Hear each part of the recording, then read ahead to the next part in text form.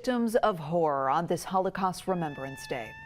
This is what's left of the Auschwitz death camp 77 years to the day after it was liberated. But freedom came only after more than 1 million Jewish people had been murdered there. 6 million were killed in the Holocaust. And tonight, an East Tennessee school system's decision about how to teach 8th grade students about that dark history is drawing international attention. The McMinn County School Board is removing the Pulitzer Prize-winning illustrated novel Mouse from its curriculum. On Facebook, the board calls the book impactful and meaningful, but too adult-oriented to use in its schools. The author has fired back, calling the school board fascist and worse. I've moved past total bafflement to trying to be tolerant of people who may possibly not be Nazis, maybe. Board members say a different state-approved text will be found to teach students about the horrors of the Holocaust to ensure that it is never repeated.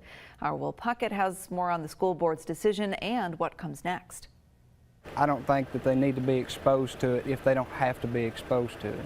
But on the other hand, I don't think with my daughter inside that that's something that you need to pull from these history books or even from a reading curriculum. Reactions vary to the McMinn County School Board removing Mouse from its 8th grade English and Language Arts curriculum. The illustrated biography of a Holocaust survivor depicting Jewish people as mice and Nazis as cats. School officials say this helped 8th graders understand the deeper meaning of what the book's about. I don't think that removing this stuff from schools and making it less accessible to children makes it any easier. Opponents argue that Mouse is vital to history and the atrocities of the Holocaust. This is a documentary. This is a man's life and his story, and it's true. So if we are starting to censor truths, then those critical information avenues are taken away from us. But board supporters say the move isn't about hiding history, but rather protecting children from rough language. It does need to be in schools, but you can teach it without that, like I said, the profanity and all that. Teachers in favor of keeping Mouse said at the meeting, there are many lessons that can be learned through this book in how we treat others, how we speak, things that we say, how we act, and how to persevere.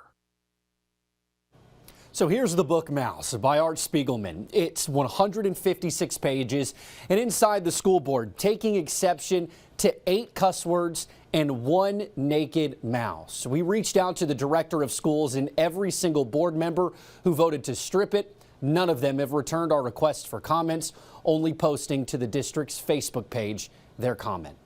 Well, let's talk more about the curriculum. This was not the only part of the county's 8th grade Holocaust curriculum. There was more to it. Yeah, there is more to it, Amanda. Officials say that Mouse would have anchored a 2-month study of the Holocaust. Students, they would have concluded that study by imagining that they had interviewed a supporter of Jewish people during the Holocaust and then writing their own narrative with images to share with their classmates. All right, Will Puckett reporting tonight. Will, thank you.